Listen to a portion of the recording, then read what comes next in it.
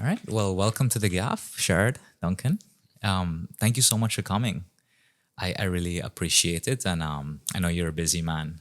And I always appreciate people coming to share their time with me. So I can't wait to get started. How are you doing? I am good. The new year has started, as we say, preferably with a bang, but it's a good bang. Yeah. It's not a destructive one.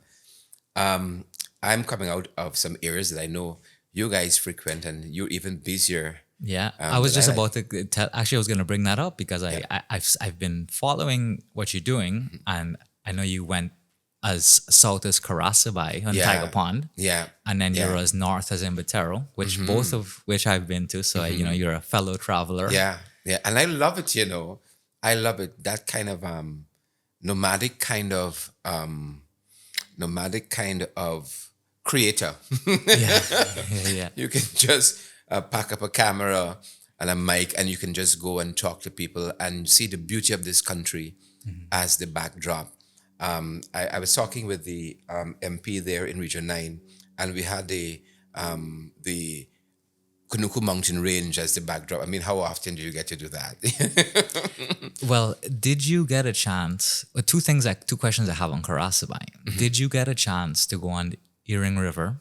No, I did No. not. I did not. Actually, we kind of stumbled into a wedding in Krasabay, and the rest is history. Okay, yeah, as You it know. usually is with weddings. Yes, Fantastic. we had a great time there, though.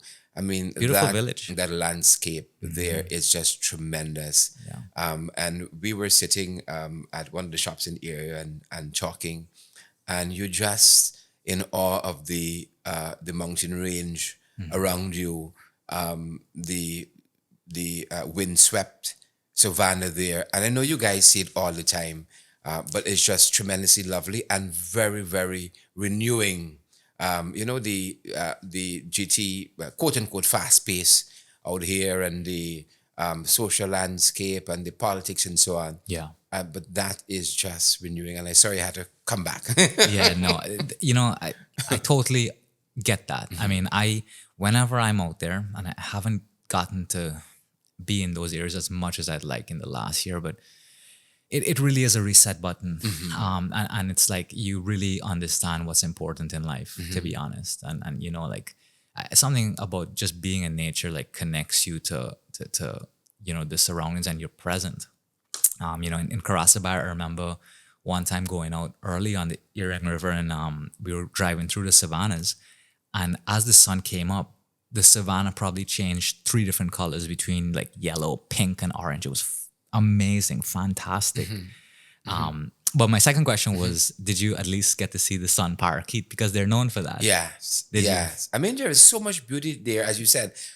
That's one of the challenge of filming there because the light setting is changing Yeah, so yeah, yeah. often. But there is so much beauty there. I mean, where do you start? And it was an absolute, absolute time of renewal for me. And traveling into those areas just lets you know how small you are in the grand scheme of things. I Yes. mean, one minute you're what I don't know how high the plane flies there, but you high at one minute and then you're in a boat traveling somewhere the next, and it is just rewarding and fulfilling.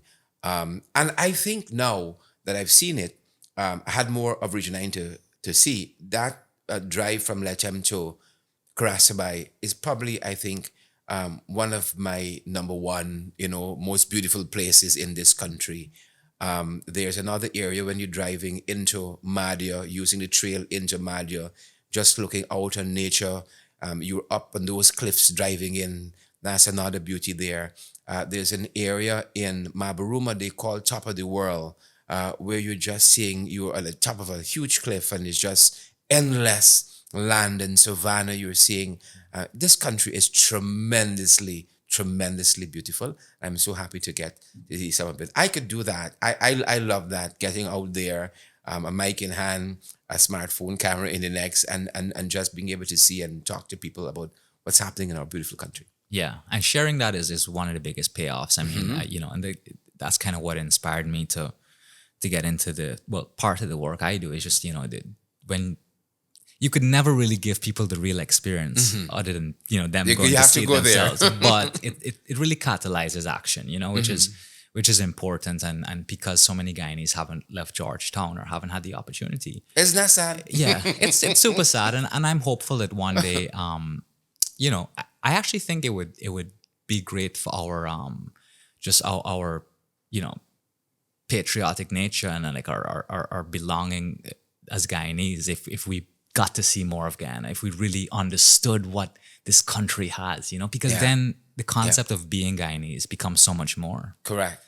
We really feel that ownership, and that's what's missing, I think. And you see that in different a lot of different countries as well, that they have that ownership. Not to say Guyanese aren't very patriotic, no doubt, but I think this can really add to that where we need to be. Yeah, perhaps. and there is more that connects us. And if you see the beauty of this country, then you know what you're fighting for and what's at the heart of that patriotism. Because there is so much beneath the earth in the mineral wealth that we have. And there is so much above it too in the wonderful people, that blend of culture that is Latem, that is Region 9. You go to places like Morocco and so on, and sometimes you don't believe you're in your own country. The dialects. Oh, so there we were in Karasabai, and one of the things that fascinated me is one of the guys who was with us. 1 minute he's speaking Mukushi, next minute he's speaking Portuguese, and back into English. And it's so fascinating to see how people live there. And because of all of the influences close by, you have the border and all of that. We're close to Brazil, we're close to Venezuela on the other side. And life and culture is just fascinating, and the food too. Oh yeah, the food's great. I remember actually one time I was in Apateri on a fishing tourism expedition. I was covering something, and the guides there who were from Apateri, I remember them telling me, we were just in conversation, and then they made some reference to Japanese culture. I was like, Japanese, like, how do you know this? Like that. I'm fascinated. Not to take anything away from them, but just you're from Apateri, so you wouldn't think that like they're traveled or, but they've had so much experience dealing with tourists. Correct. And they've gotten such exposure that many people in Georgetown may not even have had. And I thought that was so cool, like tourism could bring that worldly knowledge into a place like Apateri, which is kind of far removed from home. But speaking of far removed from home, I kind of just wanted to thank you for sharing that. I'm glad that you're out and about the country. And No, but I envy you because you see so much of it. I follow Well, what you're doing too. yeah, I try. I mean, hopefully I can cover everything, and years from now I have a full archive of things to share with the next generation. That's the goal. But no, speaking of far from home, I just kind of wanted to start off with if you don't mind, like, if you could more towards your home, like, in Georgetown here, if you could sort of give me an idea of like, where you're from and sort of what inspired you to like get into what you do today. So, the longer we live, the more I learn about my own family history. I initially thought that my father side of the family, they were from Matthews Ridge. Okay. I've always known that Olive Osario and Rupert Duncan were from Matthews Ridge. And then being in Mabaruma recently in Region 1, I met some folks who said, I knew your grandparents. They're from Mabaruma, and not even Mabaruma proper. They were, my grandfather initially was from the Pomeroon. So here I am learning about some of my family history. My great-grandfather on my mother's side, he was from Hong Kong, believe it or not. And my great-grandmother met him. He had a shop in a community here in Georgetown, and that's how they met my grandmother as a result of that. So my grandmother is Chung on my mother's side, by her father, was married Hall, and so that history takes us there. And then we have on the other side, my father is half indigenous, so but aren't we all mixed up in some Definitely wonderfully beautiful way in this country? As long as I have known myself, I have always found myself, even though I was I always considered myself a very shy person on the inside, but I've always felt compelled, as the good book, the Bible says, I think in Proverbs, that we must speak out on behalf of those who can speak for ourselves. I have always been drawn to that for some reason, even when I didn't want to do it.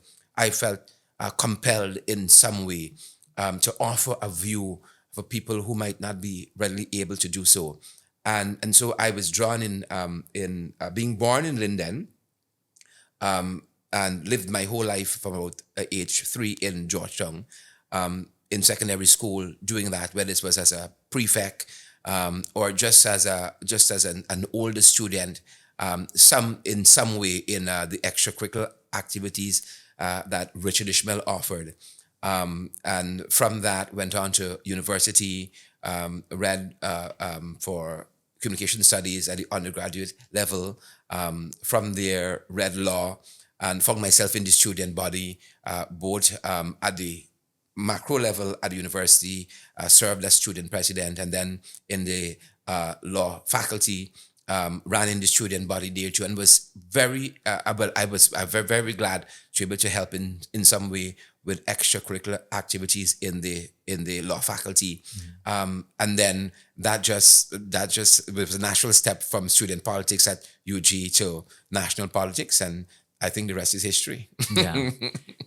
I mean, well, obviously I guess your definition of leadership would be giving a voice to those who Correct. necessarily, wouldn't otherwise be able to speak up for themselves, or not in a position to. Now, that's very admirable.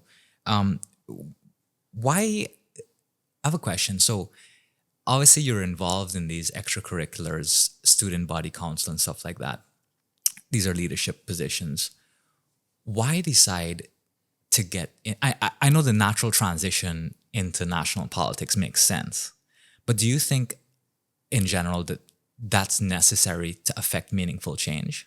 Is there a possible way to affect meaningful change outside of politics in Guyana, you think? I think so. I think there are so many opportunities across the board, and I think largely it's trying to affect whatever meaningful change you can. It could be as a community leader. You might not aspire to that, but people might look up to you for whatever reason in your community.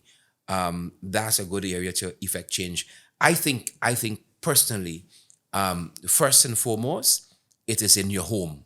I think if I challenge myself to be a better brother, a better friend, a better father, a better husband, and I think if I can do that and do that well, then I could help. That could be amplified in the work that I do in the community, in the society as a whole. That if I'm a better father, and if my sons are better people as a result of that, then I can affect change through them in generations to come. So I take that role first as a parent, as a husband, as a father, very, very important in instilling in the next generation. So you don't have to have a big formal title. In these very, very small ways, in your workplace, how can I be a better employee? How can I actually earn that salary that I'm being paid at the end of the month by fulfilling my job description, and perhaps going a little beyond that, if not totally beyond? How can I be a better employee? How could I be respected as just being effective and efficient at whatever I do? You said not to take anything away from our indigenous brothers and sisters. You were fascinated by the Japanese culture that they were exposed to. How could I, as a person in a far-flung village somewhere in Batero, Yarokita, at Moka, any of the places you might find yourself in this country, be a better person? And I think it starts as small as that. We never know how far the ripple effect of our own individual actions go. And let me just give you a simple example of that. When I was doing law, we were having a symposium. We were very strong that we wanted a law school locally here, and I was writing letters to the press every day, and we had put together a symposium in the law faculty as students. We had, I think, the then president of the legal education body at UE visiting here. We'd managed to ask her to attend, and some other locals came too. But I remember a mother reached out to me via social media and asked and said to me that her daughter wanted to study law. Now, this was a second former, I think third former at Bishop's, wanting to study law, and whether she should bring her to the symposium. And I said, sure. And after the symposium, she introduced me to her daughter, young and full-eyed and idealistic, wanting to do law. And I was so happy that she came and so on. The short of it is that young woman is a lawyer now. I had a legal issue recently, and she was one of the lawyers defending me. Now look how that simple action there had a ripple effect. I don't know if I was part of the motivation to do law or what, but she is practicing law and was able to be a benefit for me. And to me, that simply is leadership, trying to help in any little facet. It doesn't have to have a big title or a big role or even have the cameras on you all the time. And for me too, leadership for me, 90% is what happens behind the scenes, the work that gets done, the relationships that are being made, the things that are being done, the issues that are being advanced, the people that are being helped, far removed from the cameras. Yeah. That to me is the heart of it. Yeah, nice. And full circle moments like that with that young woman is kind of what makes it all worth it. Correct. Right? Correct. Even if it's like you said, even if it's not directly correlated, it's that reassurance that what you're trying to do is the right thing. I bet. Yeah. Leadership is so important. A question I would have with regards to that to you, especially because it's so relevant for like young people, and leaders really help shape how we carry ourselves as we develop as young people. When you were growing up, and even to present day, what kind of people did you look up to, or did you try to emulate? Who did you gain inspiration from? You might be surprised. Try me. One of the people I loved looking up to was President Jagan. Okay. I love looking up to him. And one of the things that really kind of endeared me to him was his stick-to-itiveness. Here's a guy who came from very humble beginnings, went on to be a dentist, came back to fight for the independence of his country, to be part of that effort. Arguably the father of the nation. Lots of people might see that as a contentious issue, but give a lot of time, a lot of years of his life, not in a formal leadership role, not as president, served a very short time as president, but gave a lot of time of his life just fighting for what he thought was right. 30 odd years, he won the presidency in 1992. He died, I think, in 94, 96, 94, somewhere thereabout. But not a very short time, not a very long time as president. Didn't get to see a lot of the fruits of his labor, but a lot of people have benefited from that effort of Chedi Jagan. Never met him, but one of the persons I looked up to growing up is Martin Carter. Read a lot of his work. Named one of my sons after Martin Carter. Read a lot of his work and was totally inspired by that. And I think that's the way books sometimes affect us. Sometimes in my simple life, if I have an issue, is one of those verses coming back. Yeah. To be as an encouragement. My shirt is a banner for the revolution. There's so many of the great poems of Martin Carter that have inspired me.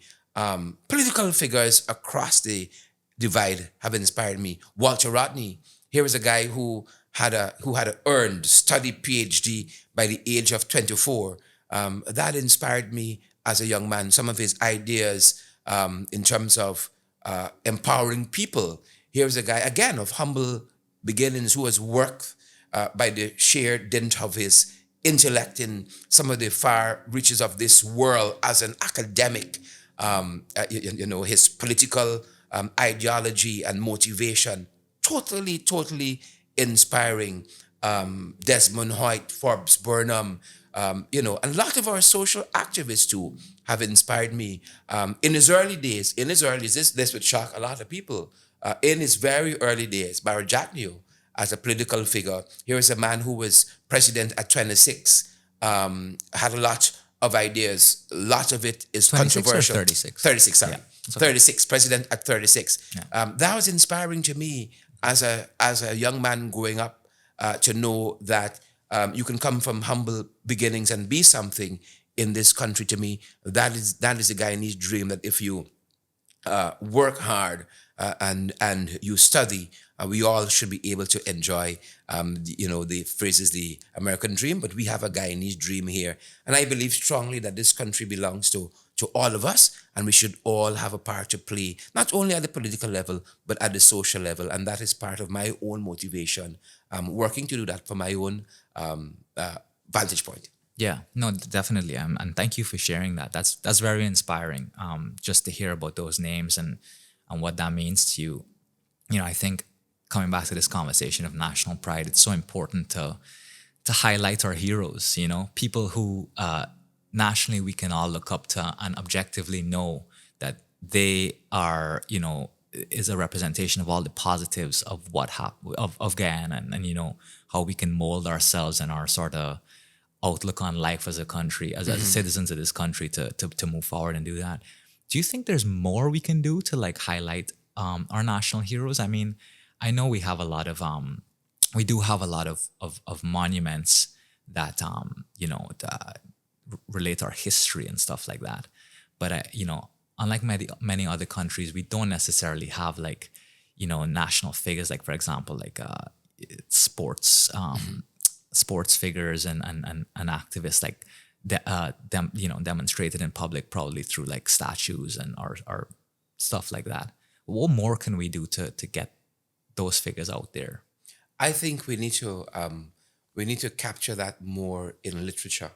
Lots more writing need to be done. I think some of our history is lost because we are not capturing it in a very real way.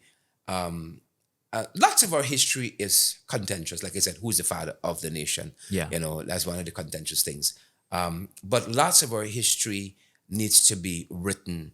And I feel that not too much of it is being documented. And so lots of it is being lost. The oral tradition is a waning one. And so lots of it isn't being passed down. But that's one of the ways in which we can celebrate. And I think we have to let the academics go to work and just capturing history for what it was, the facts. Let people relate to it however they want, engage those facts however they want. But those who study history and those who have been part of history as their lived experience should document more. And that's why Western Trial was an important book for me to read. That is why Destiny to Mole was an important book for me to read. Clement Rohi, when he was Minister of Foreign Affairs, he has a collection of his speeches. Even as somebody at the opposite side of the political spectrum, I read that because it was important for me to get an understanding of his own thinking of foreign affairs. Dale Bisnot has, as a historian, has some work out there. Later went on to be a minister in the PPP government. But I read that work, some of the work by Dale Bisnot. President Granger is a historian too. Read some of his work as well, not only as David Granger, but just as a historian. Didn't know he was going to go on to be president. So while they have captured some amount of it, some deliberate effort has to be made to capture some of those persons on whose shoulders we are standing now. I was tremendously inspired I see myself outside of politics. Part of the hat that I wear is as a content creator. I've been inspired by lots of our journalists, lots of our reporters, lots of the fellow content creators. I look at your work and say, oh, what is Alex doing for sound and lighting? Oh, thank you, And I didn't know that your secret sauce was Becky. Vicky. Yeah. But yes, you're right. So, yeah. Sorry. Yeah, go ahead. So you here's a good opportunity for us to capture some of who our heroes are. The other thing, Alex, I think we have to do is learn to listen more. I think that as a country, we listen to respond. We don't listen to internalize. I have productions that I do, and people look at my politics and say, "Oh, this is opposition," and so there's a deaf ear to that without listening. And I'm certain you're a bit surprised at some of who may have inspired me. For sure. But Sherod, and this is what I love about conversation, right? I love that we can be open and discuss this very candidly. A lot of what you said, I do agree with, and just how we go about things, is very important in sort of conveying our messages. There's a few things I want to touch on there. One is, you doing your content creation. I know you've started Credible Sources, which is that meant to be a media platform? Is it something that you've used to now within the digital age to get your message out? What is your philosophy behind starting that? I think that having the views of people out there is so important and unedited, right? I have a penchant for long form, and so I would stick a mic in somebody's face and say, "What are your thoughts on this?" I don't want a soundbite. I'm going to play the whole thing. If you talk for 50 minutes, I'm going to, right? And for me, you don't have to agree with me. Lots of the content is political, some is social. You don't have to agree. As a matter of fact, I love when you disagree, right? I love that other view, to hear anybody's point of view on an issue. But it's to have that view, and I guard that right of the other person to put that view out there. And I think that's how we advance this country. Is that competition of ideas? Is that contending of ideas? I think, and I hope, and I want to live in a country where the best ideas come to the surface and it helps to move this country forward. I'm certain you have lots of ideas for this wonderful podcast that you have, and then the folks that help you say, but why not do it this way? And then you think, you know what, this sounds good. I may have never thought about it, but you never have that other input if you don't have other ideas. And so I think it's that collection of ideas, and the best and strongest must emerge as what takes this country forward. Do you find yourself coming across, you said you do appreciate opposing ideas. Do you find yourself coming across a lot of people who would maybe confront you about something they don't agree with or whatnot? Because I ask this question because I know, just based on the feelings I get from politics, is that we sometimes exist in echo chambers. It's just a thing that when I listen to politics, and I try not to listen to too much because it gets you after a while. It gets you after a while. But how do you sort of put yourself in a position where you're vulnerable? You could be challenged, but you're able to have fruitful discussion, because many times politics just descends into for lack of a better word, vitriol and this kind of we end up in the gutter, especially in Guyana, where it's so charged. So how do you get in a productive space where you can in fact have this discussion on open ideas and just like some things that may not necessarily conform to the message that you might be sort of coming with? I think we just have to keep talking to each other in this country. And that is why I think programs like this are so important. That offers an opportunity for us to listen to each other, divergent views, and not only politics. Sports fans disagree on who is the best team in the Caribbean playing cricket or something like that. but just being able to listen to each other. And I find too, if we understand the motivation of each other, we have a better appreciation of where the other person is coming from, and we have to find ways and means in which we find common ground in this country, across the spectrum of issues, political and otherwise, social, religious, that enables all of us to live together.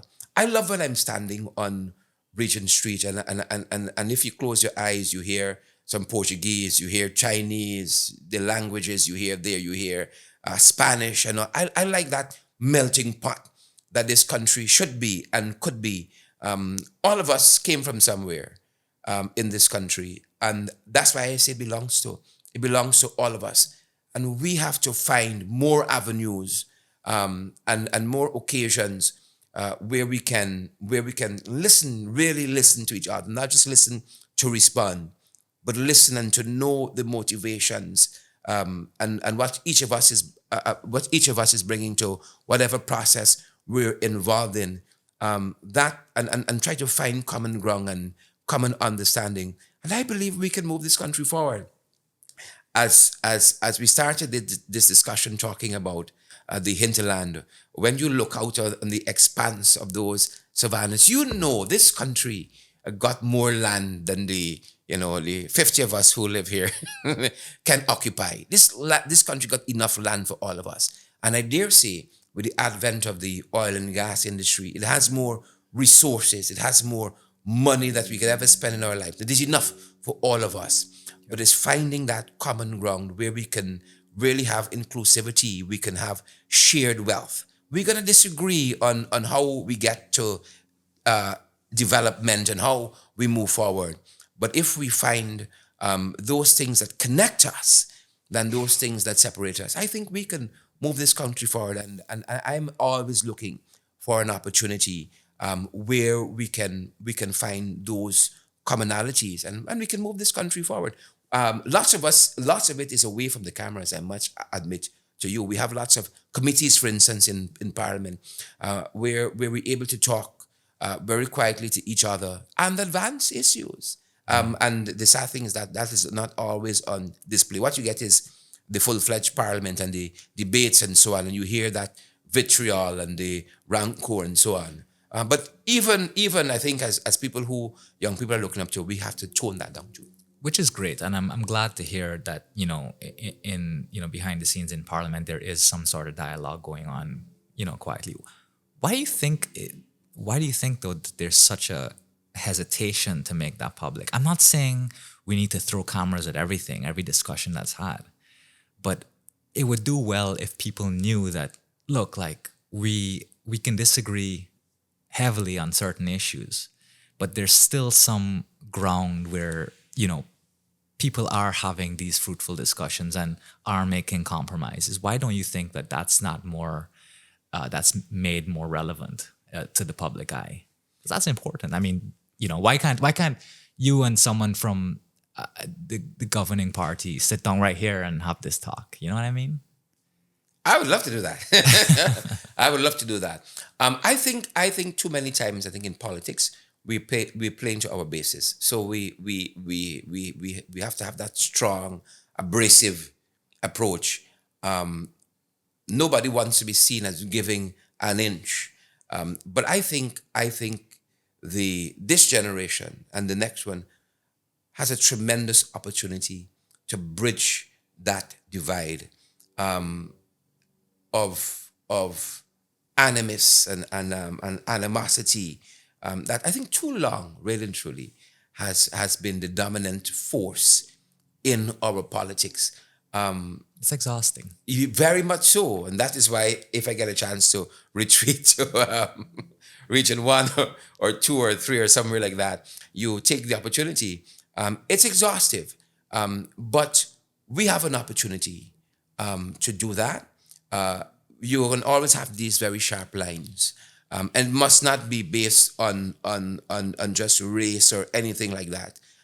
But there are divergent views in terms of how we can lead this country forward. But as I said, we have to find those ways in which look for those commonalities, and really push past. The instinct is to be abrasive. The instinct is to not give an inch, but look for opportunities where we can work across political lines. Yeah. No, I get it. And I understand how the system of politics works and the responses you need. But I'm glad that you said that because it really is important, especially for the younger folks who are, I speak to a lot of young people, and actually this whole program is geared toward younger people who are maybe a bit jaded with politics and want to find grounds for opportunity and growth beyond that, because so much of our national rhetoric is politically based. And, sometimes it makes you feel a bit helpless, regardless of who's in power. Just like, well, do I actually have control over my own life or my own outcome and situation? So I think like having people on to really give like these objective opinions is super important. So I thank you for that. But I kind of want to get into, where you started. When you came out of university and then got into politics, did you join the AFC right away? And at the time, they were a third party. Correct. One of the things that imbued me to the AFC, I was studying law then, and when I looked across the spectrum, lots of people who were lawyers, Okay. as simple as that, were part of the AFC. I love some of the things that they stood for too. And so that became my party of choice. What did they stand for? What appealed most to you? Lower taxes, anti-corruption.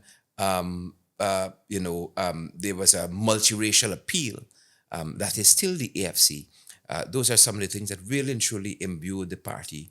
I mean, they had a clear sense of where they were going. Had lots of young people too, and still got a lot of young people.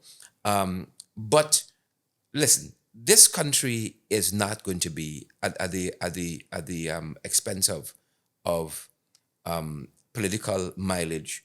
Is not going to be the best it could be if the only party is the AFC or if the only party is the PNC or the PPP. I think again, like the melting pot of races that is this country, of cultures that is this country, the politics. The more diverse the politics, the more diverse the view, the more progressive this country could be. And so I've always said, it's not only now, that if you are drawn to the PPP, which has a lot of good people in that party, be the best. Be the best PPP person you can be, the best supporter, the best office holder you can be, that can move this country forward. Don't give in to corruption or to nepotism or any of those things. And that goes to, if you're drawn to the PNC or the WP or the AFC, be the best AFC person you can be. And I think this country is going to be the better for it. One of the books I just finished reading is How Democracies Fail.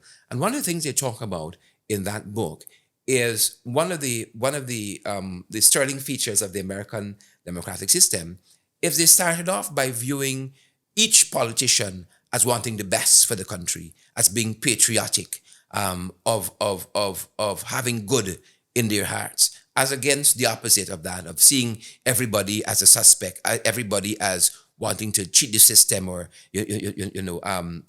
play to their bases, play to their supporters, only look after a narrow set of interests.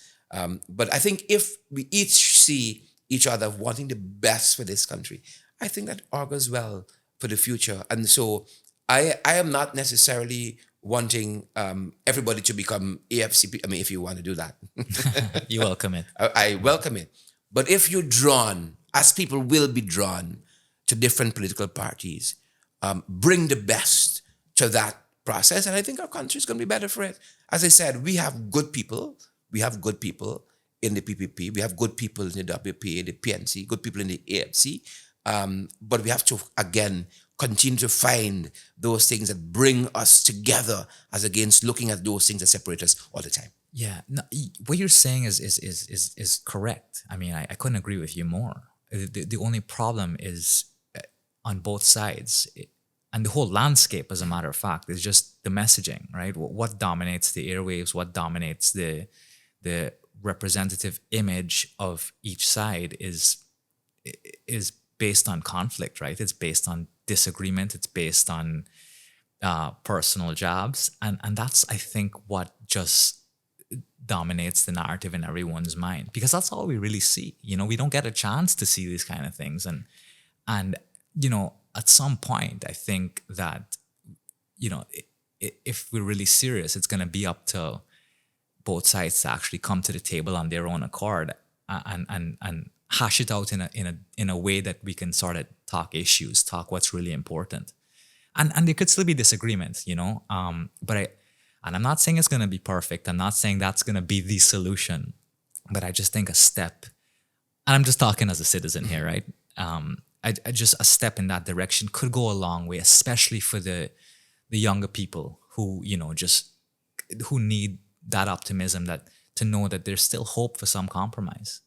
And I think that is why voices like yours and programs like this, apolitical, and that it's multi-viewic and represents what young people want to an extent, is so important. By just being able to say that young people want more and a different kind of politics. And again, I think if we are listening to the citizens of this country,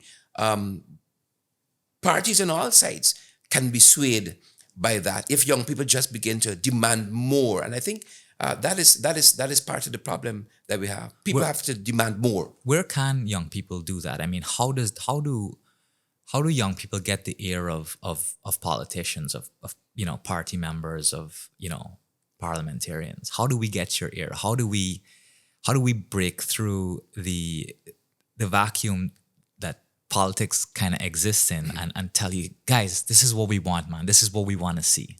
Right. Listen to the Gyaff. Other than the obvious. I'm hopeful that our politicians are approachable. I mean, we got an office on the railway line. You can stop by anytime. But I'm hopeful that people are paying attention. The public, they're welcome to come down when there's a sitting of the National Assembly. We're getting into that budget period where we can be talking about, what the resources of this country are going to be spent on. A lot of arguments going to be had here too. But I'm hopeful that our politicians continue to be reachable.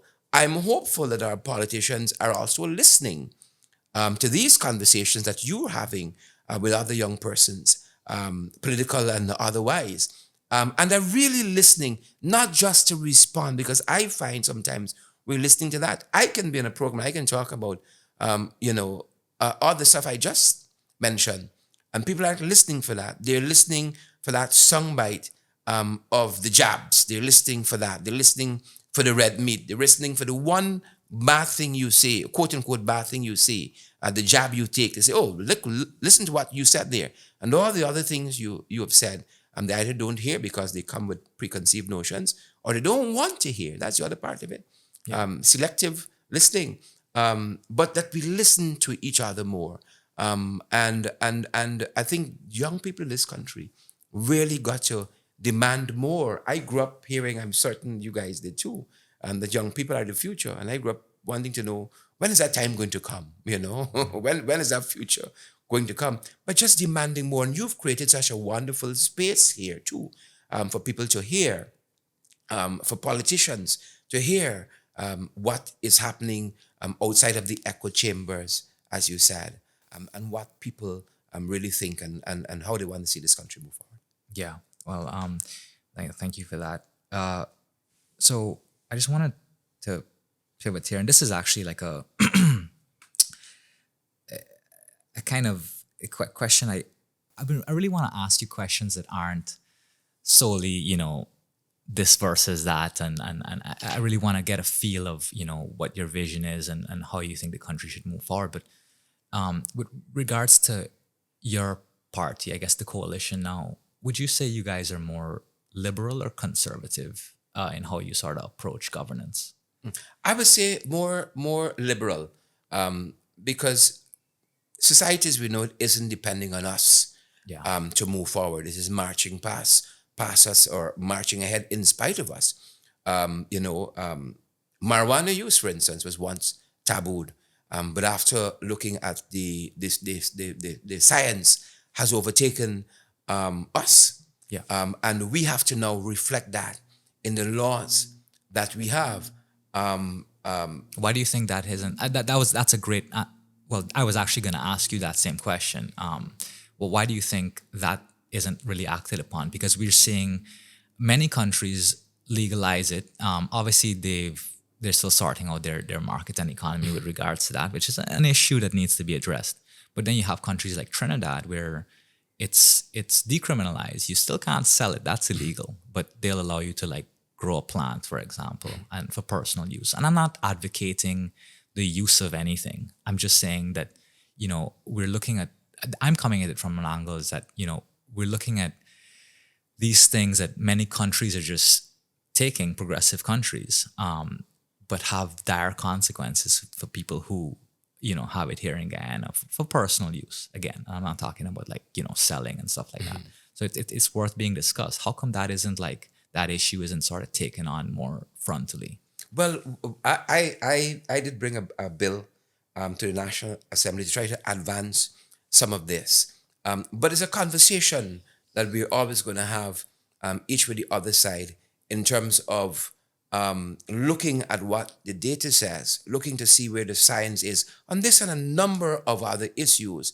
And I don't think some of our parliamentary colleagues are quite there as yet. There's a battle with the conservatives and the Yeah. progressives. And I don't think they're quite there as yet. But it just says to me that those of us who are more progressive, and you could be right in your own party too, that we have a lot more work to do in terms of convincing those who are a little bit more hesitant of going in that direction. But I don't even knock selling of it because, as you know, some economies have benefited tremendously from the medicinal value of marijuana. This is not the only issue that we can talk about, but just how progressive we are. You did ask about whether we're more liberal. I think we are more liberal, but we have to see more of what is happening outside of this country and not just trying to be an echo chamber here.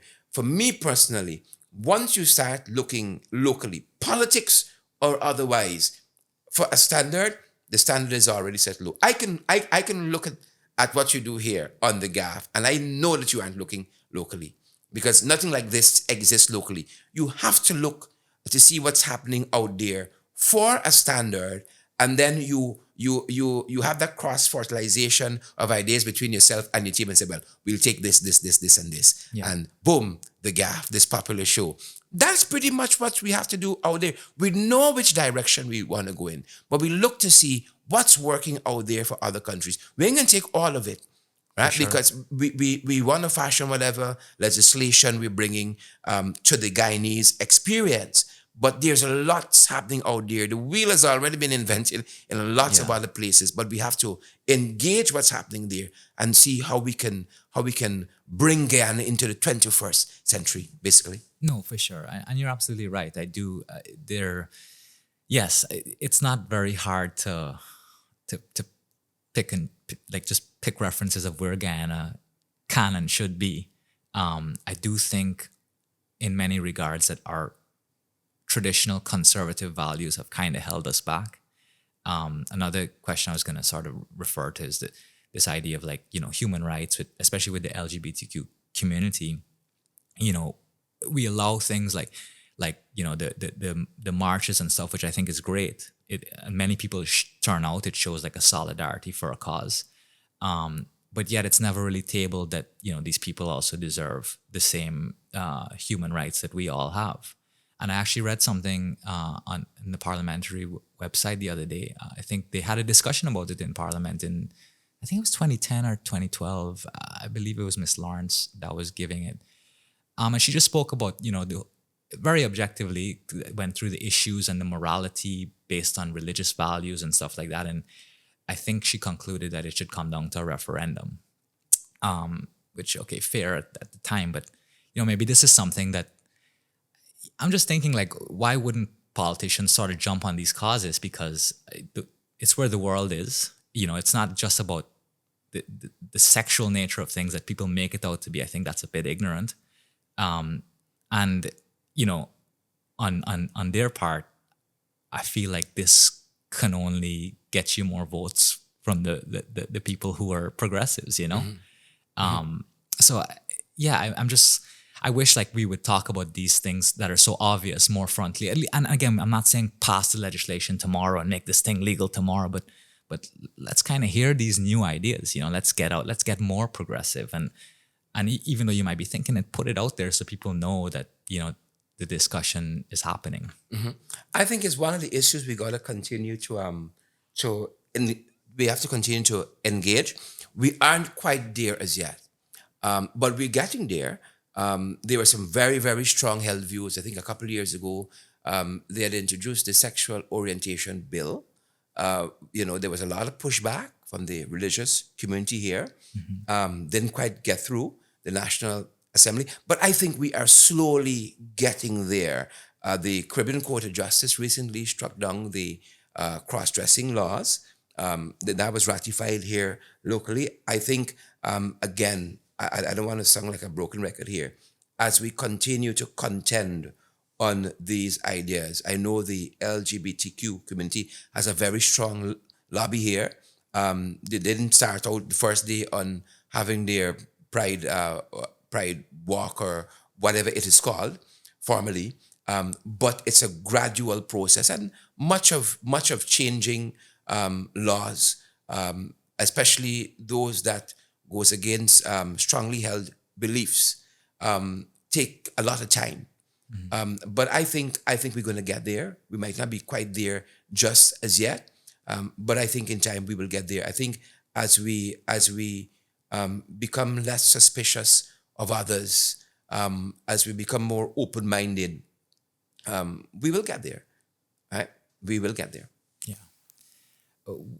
What do you sort of think we need to do to get there, though? Like, what is your responsibility as a politician and your colleagues on both sides? Like, how does that work? Like, how do you guys get us there? Like, is it because a lot of these assumptions, just from someone like me, is that we don't want to do these things because they will change the political landscape. They could shift people's decisions, or maybe you lose support by taking on these issues. But if it is genuine, well, I would have to ask you: is it actually genuine, or is it something that is just sort of talked about? Yeah, we'll deal with it, and it never happens. Well, how do you guys plan to make it happen? Like, how do we table this publicly? Now, these are some very I don't want to use the word nuanced issues. But I think on issues like this, we have to keep talking to each other. One, and two, I say talk, and three, I say talk. I'm thinking about again these suspicions that we have of each other, and not only on the LGBTQ issue. You hear about an issue, and because of your own socialization, you have a view on it. On this one, person might say no, might be very strong held beliefs on that. But I think as we engage each other, as we have a deeper understanding of the issues, of the motivations that people have, we may feel differently. Look, we had this very issue as a debate when I was an undergraduate student doing law. And I remember one of my colleagues said, he said if two people could get married for visa, if two people could get married for money, certainly two people can get married for love, even though if they're of the same sex. And to us being young, bushy-eyed law students, that was such a powerful statement, and we've never thought about it like that. If two people could get married to hatch up, forget visa and money because somebody is coming from underprivileged situation and want to do better, you marry for money and so on. certainly two people who feel strongly about each other could get married for love. And I think that is where we are, really and truly. But we can only know that, we can only appreciate that if we're talking to each other, Yeah. right? These echo chambers that we have developed, hurt us. Who is right and wrong? Don't let's start from that position. Let's really listen, and this goes across the divide of issues of how we're going to move this country forward, what the healthcare system is going to look like, what the social landscape of this country is going to look like. Any number of issues. I think it begins with trying its best to hold at bay our prejudices, trying to again, not listening to respond, but listening to really hear what the other person is saying. And then we see what the strongest and the best ideas we have may not come from me, may not come from my party, but if they come from the other side, certainly we can support it.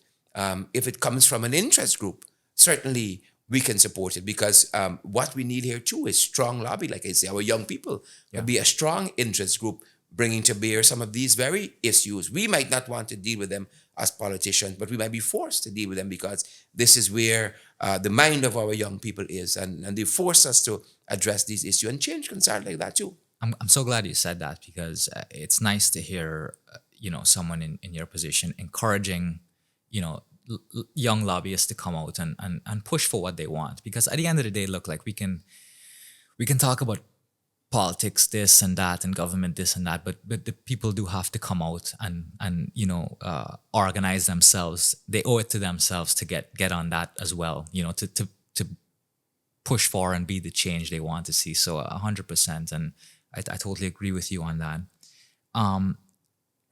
Politics aside, what do you think is the current, or what, in your opinion, like what is the current state of Ghana? Like systematically, like what do you think can be improved with what, given that where we're headed, with all this potential economic development?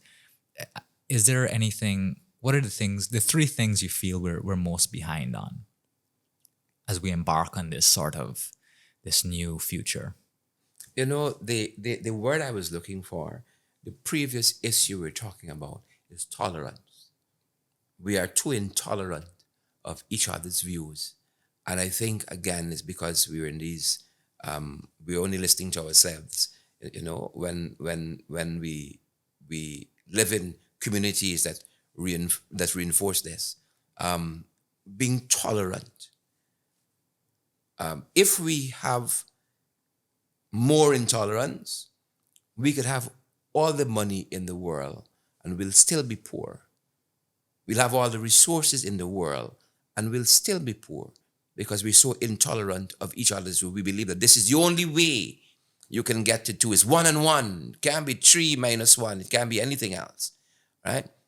If we're intolerant of each other's view, we need more tolerance in this country. And we have to believe that all of us have something to contribute. And as you said, politics aside, we have to believe that every Guyanese, wherever you live, irrespective of culture, has something beneficial to contribute. And again, that comes from a place of tolerance. No one person can do it. No one group can do it. But it's all of us trying to look for the commonality and pulling in the same direction when we find those commonalities, I think is going to do it for us. We have so much wealth in this country now.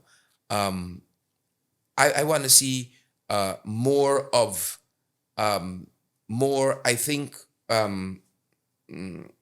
consensus, tolerance, more consensus building in terms of where this country is going, in terms of the projects that we're engaging as a nation.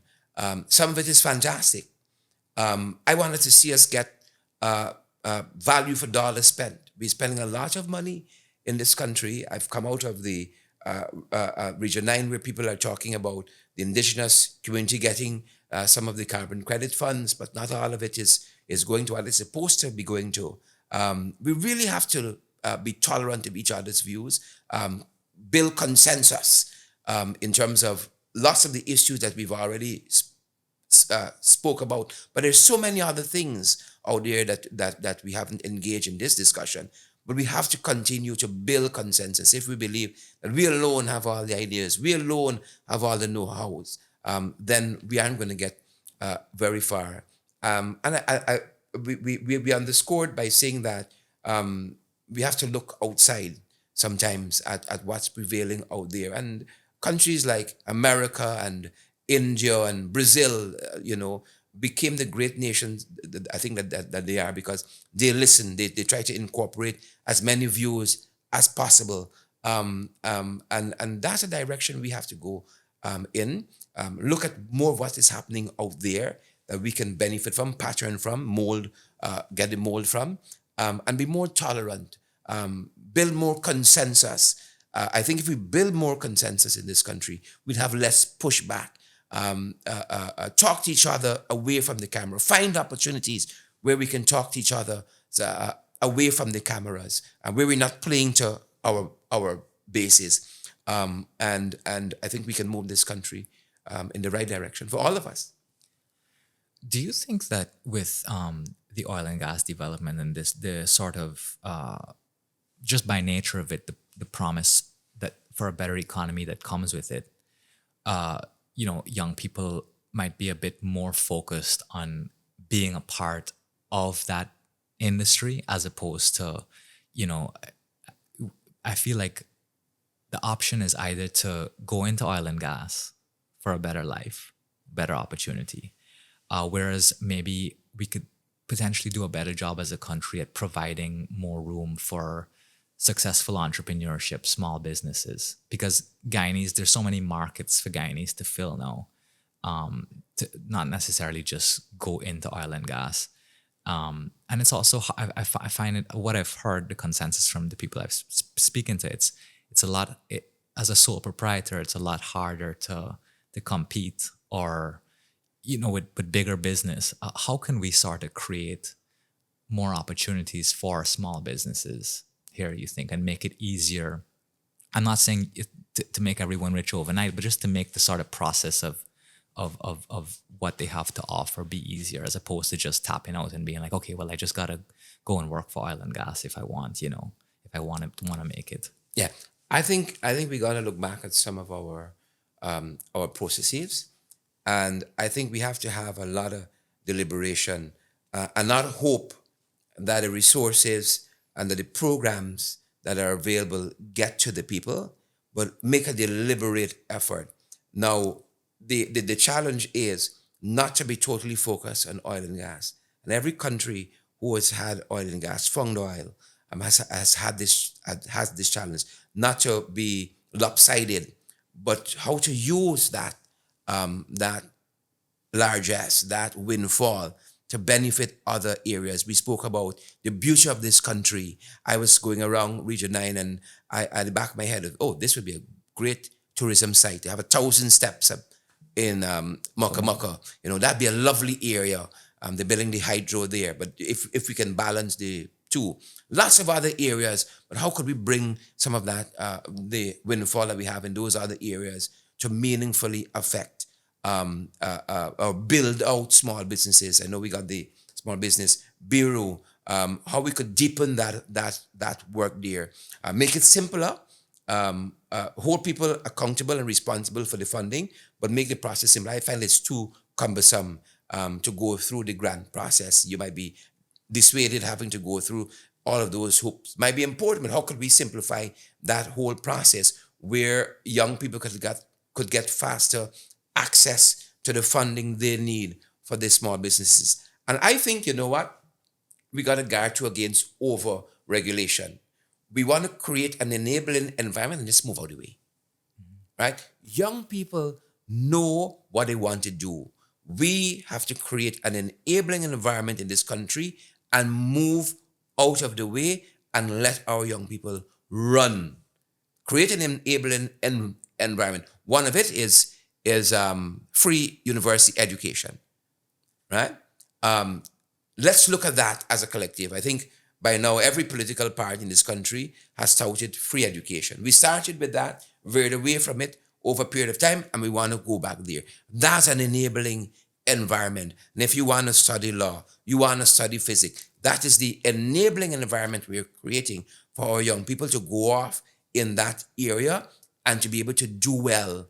And I think in simple ways like that, create the enabling environment. People can get access to funding, get access to the capacity building, and then we move out of the way. And we also, while some of it exists already, we have to create the awareness that they exist.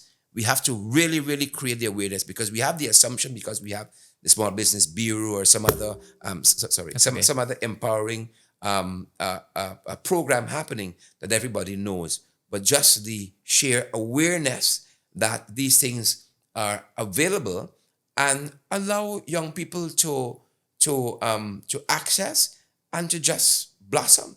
Yeah, I agree.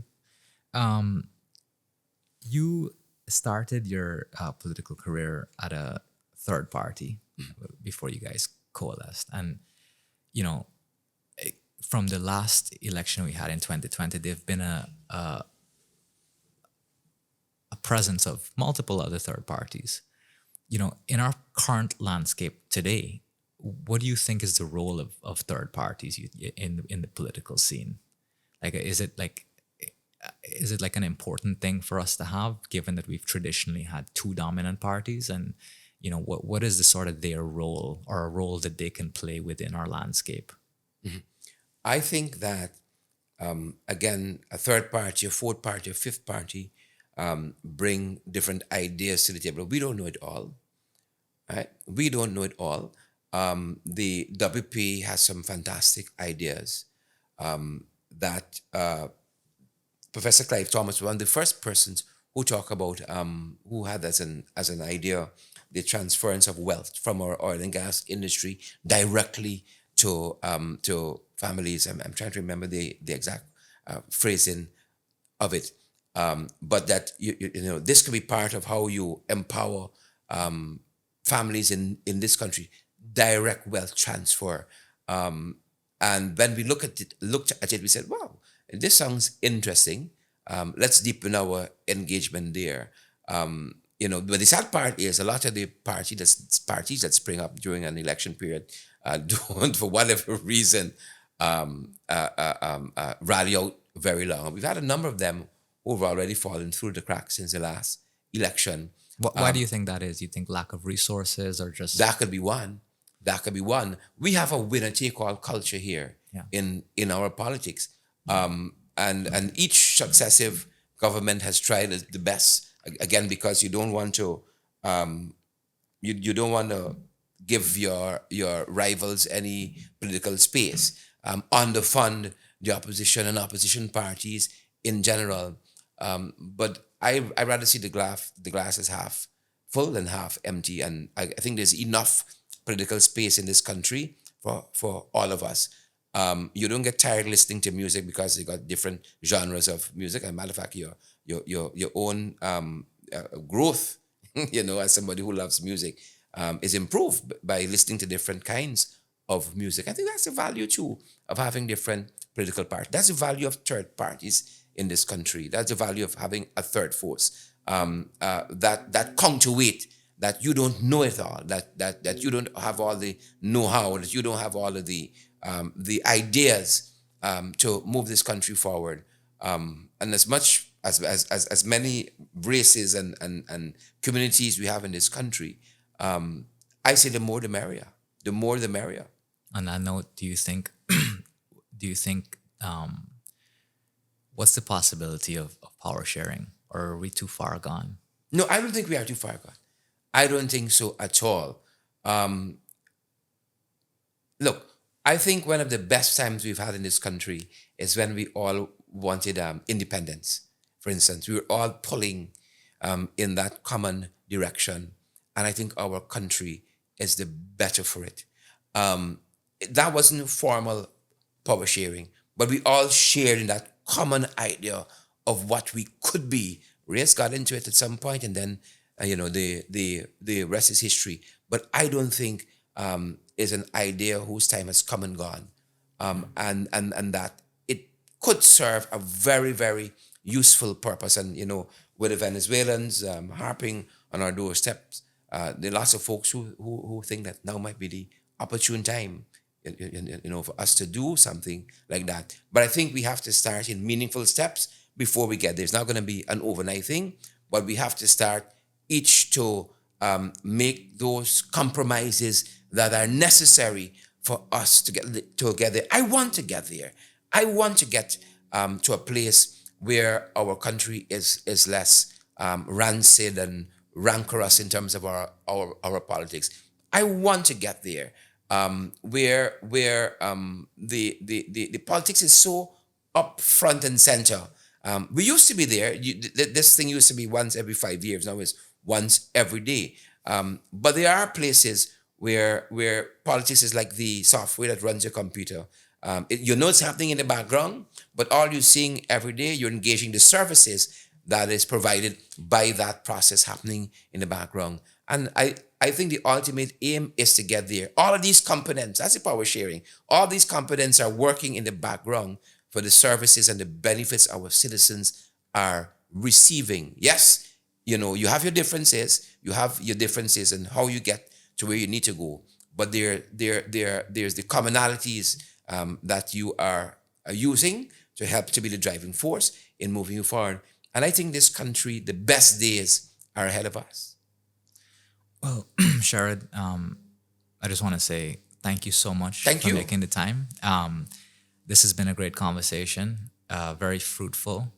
I, as a young man and someone who really hopes for a brighter future for Guyana, I feel like we're well on our way, but, I just engaging you is a privilege.